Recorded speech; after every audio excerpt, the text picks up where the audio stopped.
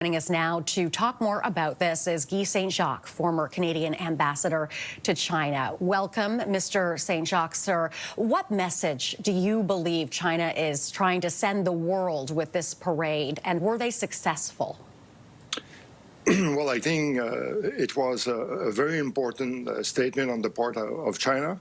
I would say that there were two parts. One was for a domestic audience, and the other one was for an international audience. And for an international audience, it was to try to rewrite the story of World War II, to emphasize the contribution that China made, and of course they talk about the war against Japan at the time. The other aspect, of course, was to show the world that the Chinese army has modernized. There were stealth drones that were on display, hypersonic missiles, nuclear arms. And the other thing, of course, was to show that China is aligned with Russia, with North Korea, with Iran. All this was a clear message to Donald Trump to show him that his policies are not working very well.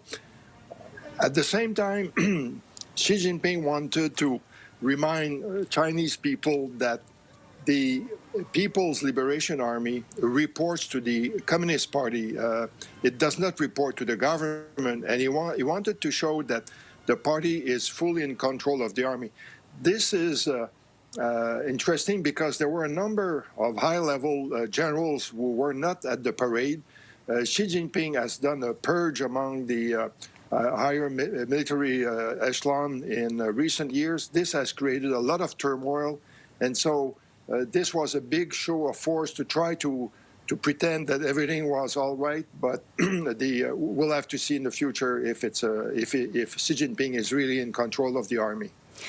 And President Trump took notice, responding to the parade on social media, saying that, they're conspiring against the U.S. What impact might his response have on relations with China?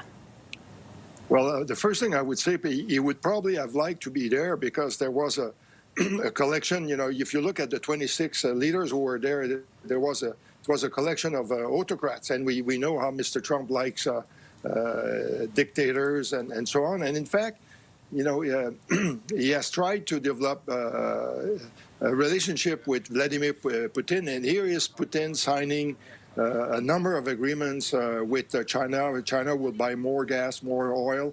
Here is Kim Jong-un of North Korea that has supplied 15,000 troops to Russia in its war against Ukraine. And so this shows if Mr. Trump is honest, he should come to the conclusion that he is not making any inroads with China, with Russia, and that in fact what he is doing to the international order by getting the U.S. out of organizations, by stopping development assistance, by basically undermining the whole international system that the U.S. has sustained since the Second World War.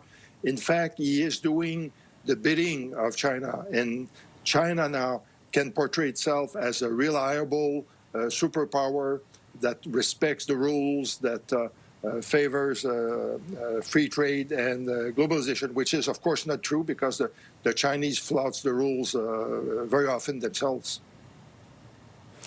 All right. Thank you very much for your time, sir. We'll have to leave it there. I appreciate chatting with you this morning. Thank you. That is